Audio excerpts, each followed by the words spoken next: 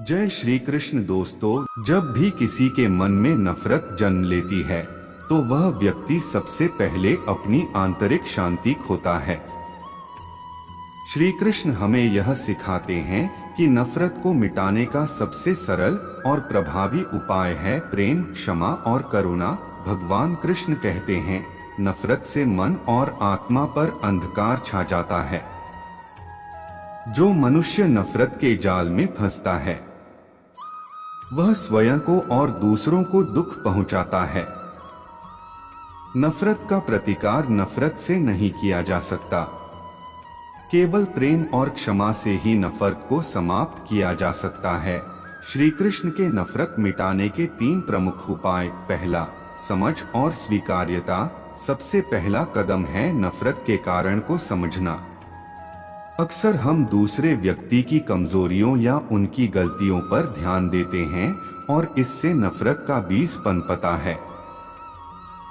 श्री कृष्ण कहते हैं कि हमें समझना चाहिए कि हर व्यक्ति अपनी यात्रा पर है और गलतियां स्वाभाविक हैं। यदि हम इस सत्य को स्वीकार कर लें तो नफरत अपने आप कमजोर पड़ने लगेगी। दूसरा, क्षमा का मार्ग अपनाएं। श्री कृष्ण सिखाते हैं कि क्षमा करना हमारी आत्मा को शुद्ध करता है। जो व्यक्ति दूसरों को क्षमा करता है वह स्वयं के भीतर शांति और प्रेम का अनुभव करता है। क्षमा का मार्ग अपनाने से हम न केवल दूसरों को बल्कि स्वयं को भी मुक्त कर लेते हैं। तीसरा, करुणा और प्रेम का विकास करें।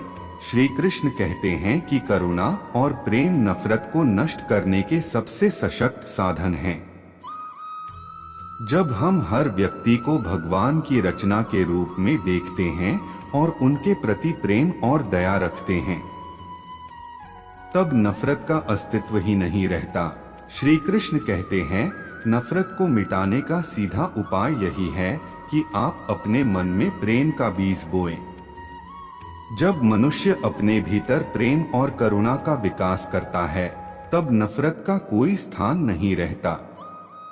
इसलिए हर परिस्थिति में प्रेम, क्षमा और करुणा को अपनाएं और नफरत को अपने जीवन से दूर करें।